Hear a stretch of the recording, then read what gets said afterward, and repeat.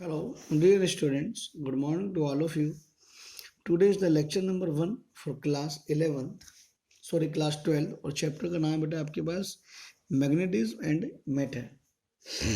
तो magnetism and matter में बेटा कुछ इंपॉर्टेंट डेफिनेशन है बेटा, आप लोग उसको समझ लीजिएगा।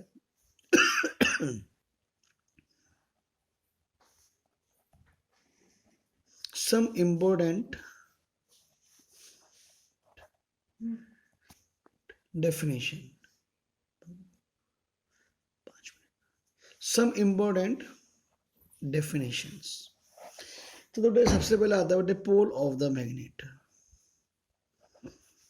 पोल ऑफ मैग्नेट बेटे एक जो मैग्नेट होती है बेटे उसके दो पोल होते हैं, और जो बेटे पोल होते हैं एक मैग्नेट के थोड़े से इनसाइड द मैग्नेट होते हैं, ठीक है ना। तो ये आपके पास, और जो मैग्नेटिक स्ट्रेंथ होती है बेटे दोनों पोल की, अगर एक ही मैग्नेट है तो दोनों पोल की स्ट्रेंथ हमेशा बराबर होती है। नंबर 2 पर आता है बेटे मैग्नेटिक लेंथ।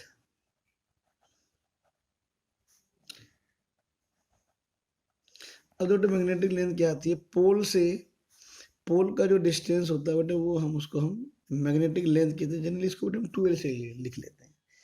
जो मैग्नेटिक लेंथ है वो क्या है बेटे हमारे पास 2L, ठीक है ना। अब आती है बेटे एक आता है लेंथ ऑफ मैग्नेट। जो लेंथ ऑफ मैग्नेट है वो क्या चीज है, तो बेटे आपके पास टोटल ज्योमेट्रिकल लेंथ जो होती है एक लेंथ मैग्नेट की, वो लेंथ ऑफ मैग्नेट कहलाती है। यानी कि बेटे यहाँ से लेकर यहाँ तक का जो लेंथ ऑफ मैग्नेट और नॉर्थ से साउथ तक का जो डिस्टेंस हुआ वो मैग्नेटिक लेंथ, ठीक है ना। अब आपके पास जो है बेटे मैग्नेटिक एक्सिस।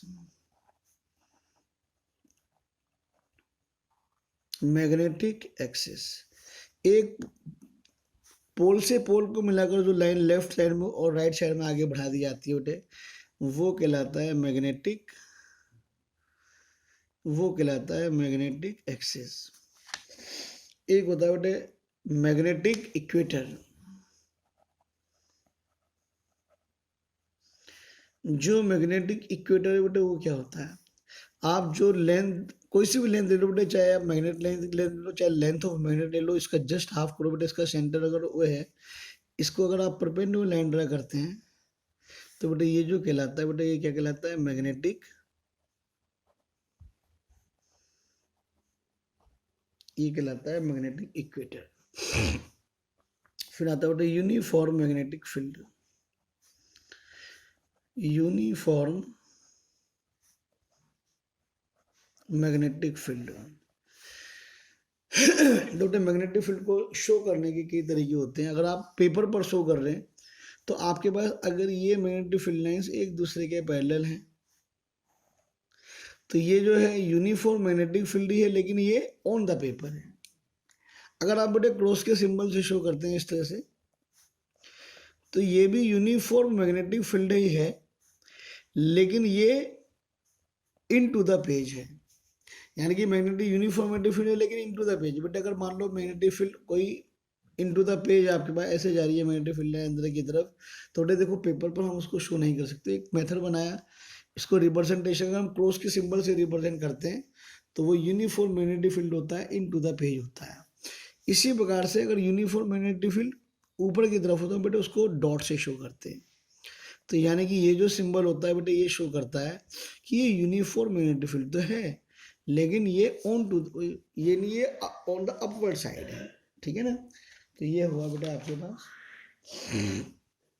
अब लेते हैं बेटे देखो करंट लूप, बल्कि बेटे इससे पहले आप मैग्नेटिक डाइपोल को समझिए। मैग्नेटिक डाइपोल क्या होता है,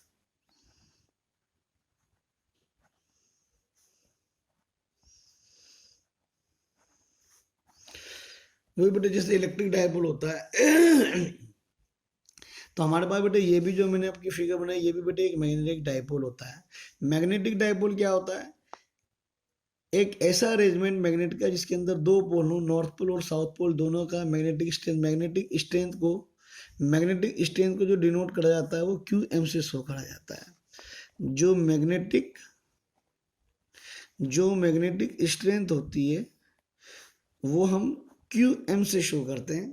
तो बेटे एक मैग्नेटिक डायपोल एक वो अरेंजमेंट है जिसके दो पोल होते हैं, उन दोनों पोल के बीच में कुछ सेपरेशन होता है। This arrangement is called magnetic dipole. ठीक है ना। अब जो आता है बेटे मैग्नेटिक डायपोल मोमेंट। तो बेटे मैग्नेटिक डायपोल मोमेंट क्या होता है? मैग्नेटिक डायपोल को हम स्मॉल एम से शो करते हैं। दो जो मैग्नेटिक डायपोल मोमेंट होता है बेटे क्या होता है? Strength of either pole and its cross product with separation between the poles. तो यानी कि आपके पास कोई भी एक मैग्नेटिक स्ट्रेंथ लीजिए आप, और दोनों के बीच का जो सेपरेशन है बेटा उसको आप क्रॉस, यानी कि उससे आप क्रॉस प्रोडक्ट कर दीजिए उसका, तो वो क्या कहलाता है बेटा? मैग्नेटिक मूवमेंट कहलाता है। तो बेटा इन वेक्टर फॉर्म, ये वेक्टर क्वांटिटी होती है, वेक्टर फॉर्म में बेटा इसको m क्रॉस क्यू एम और 2l से बेटे हम लिख सकते हैं। सॉरी बेटे निशान नहीं आएगा बल्कि अभी ये, हाँ ठीक है ना। इसको बेटे हम इससे हम लिख सकते हैं।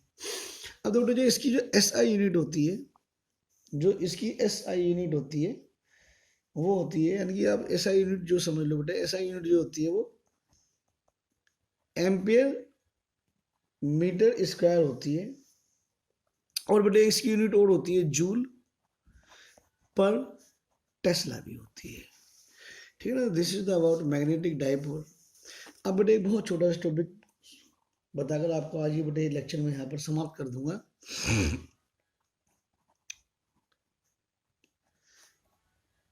Current loop as a magnetic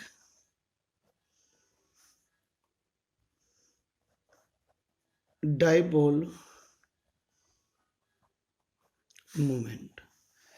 तो बेटे अगर एक करंट कैरिंग लूप लें बेटे, मान लीजिए बेटे मेरे पास एक ये करंट कैरिंग लूप है, इसके अंदर जो बेटे करंट जो फ्लो हो रहा है बेटे, आई करंट बेटे ऐसे जा रहा है। तो ये जो करंट फ्लो हो रहा है ना बेटे, वो मान लीजिए आपके पास एंटी क्लॉकवाइज हो रहा है, करेक्ट। तो आप दो बेटे अगर मान लीजिए बेटे, आप बिल्कुल इसी तरह समझिए बेटे, ये मेरा जो है ना, ये बेटे ये आपके पास करंट कैरिंग लूप है, और इसके अंदर जो करंट जा रहा है ना बेटे ऐसे चल रहा है, ये ऐसे जा रहा है। तो बेटे जब ऐसे जा रहा है तो ये करंट क्या जा रहा है बेटे? एंटी क्लॉकवाइज जा रहा है। और क्लॉक फेस लिए गया था बेटे, जहाँ से भी आप देख रहे हैं अगर वहाँ से आपको एंटी क्लॉकवाइज दिखाई देता है तो वो पोल क्या हुआ? नॉर्थ पोल हुआ। तो बेटा बेटे नीचे से होगा तो बेटे ये साउथ पोल बनेगा? नहीं बनेगा। यानी कि ऊपर से नीचे से देखेंगे डायरेक्शन तो इसकी वो क्लॉकवाइज आएगी। इट मीन्स इसका जो बिहेवियर होगा बेटे जस्ट लाइक ये ऐसा हो गया जैसे कि मैग्नेट है, और इसका जो अपर फेस है बेटे नॉर्थ पोल है, और लोअर फेस जो है वो साउथ पोल है। तो ये हाँ बेटे एक चीज यहाँ पर उड़ जाती है, direction of magnetic moment m। तो बेटे डायरेक्शन जो होती है वो इसकी हमेशा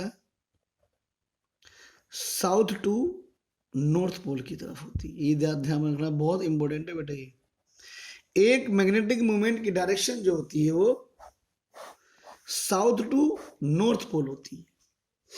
ठीक है ना। अब बेटा देखो, अगर आप यहां से लें तो इसका जो यूनिफॉर्म मैग्नेटिक फील्ड होगा वो सेंटर पर होगा। ठीक है ना, जस्ट लाइक ये होगा। करंट को हम यहाँ शो कर देते हैं, और जो बेटे मैग्नेटिक फील्ड का जो पैटर्न होगा वो आपके पास ये होगा। तो इसके अंदर जो करंट होगा बेटे वो इस तरह से जाए, यानी कि नोट में ये मैग्नेटिक फील्ड है, नोट करंट। इसी प्रकार से बेटे इसके अंदर जो जाएगा वो आपके पास ये इस तरह से जाएगा। तो बेटे प्रैक्टिकली ये ऑब्जर्व करा गया एक करंट कैरिंग लूप में जो मैग्नेटिक मूवमेंट होता है m, it is directly proportional to the I. यानी कि जितना करंट ज्यादा होगा कॉइल के लूप के अंदर, उतना ही ज्यादा मैग्नेटिक मूवमेंट होगा। And magnetic movement is directly proportional also the area of the coil.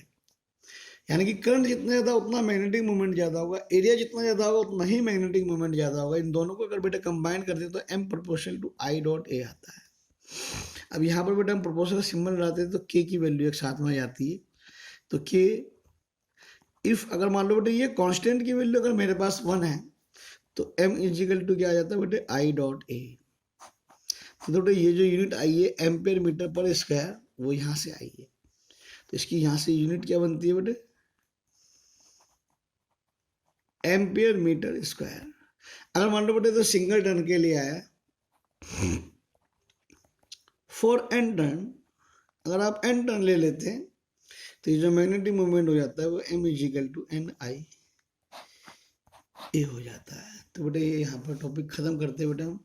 इसके बाद जो आपको हम पढ़ाएंगे बेटे सीधा एक ही पार्ट बचता है इनके अंदर, बहुत छोटा सा, अर्थ मैग्नेटिज्म। इसके बाद ये सिलेबस आपके पास यहाँ पर इसका जहाँ तक मैंने आपका हाफ ईयरली का रखा है वो समाप्त हो जाएगा। ओके, थैंक यू बेटा।